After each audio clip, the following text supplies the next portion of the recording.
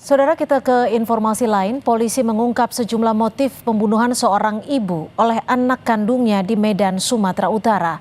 Salah satunya karena sempat melihat ancaman sang ibu terhadap kakak dan ayahnya.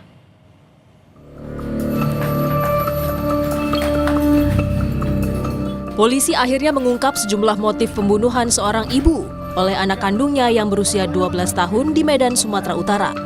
Beberapa di antaranya karena korban menghapus game daring atau game online anaknya. Anak yang berhadapan dengan hukum itu juga sempat melihat ibunya mengancam dirinya, kakak, dan ayahnya dengan pisau. Melihat kekerasan yang dilakukan korban terhadap kakak, adik, dan bapaknya yang diancam menggunakan pisau. Ini dilihat oleh si adik. Kemudian melihat kakaknya, maksudnya adik melihat kakaknya yang dipukuli oleh korban menggunakan sapu dan tali pinggang. Si korban sakit hati karena game online-nya dihapus.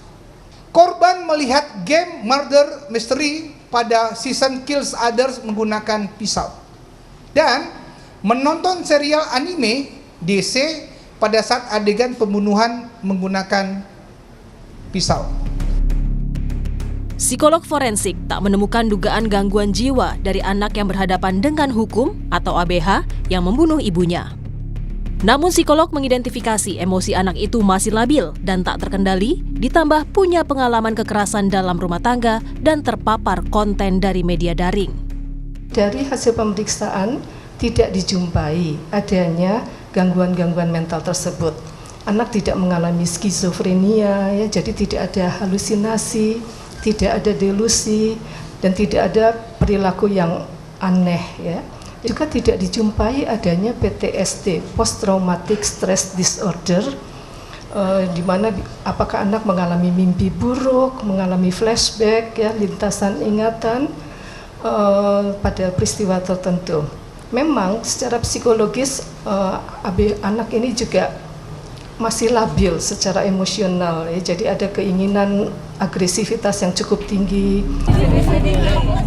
Peristiwa seorang anak berusia 12 tahun diduga membunuh ibunya ini terjadi pada 10 Desember. Dari keterangan sang ayah, ia melihat putrinya memegang sebilah pisau di kamar tempat ibunya ditemukan meregang nyawa. Tim Liputan, Kompas TV.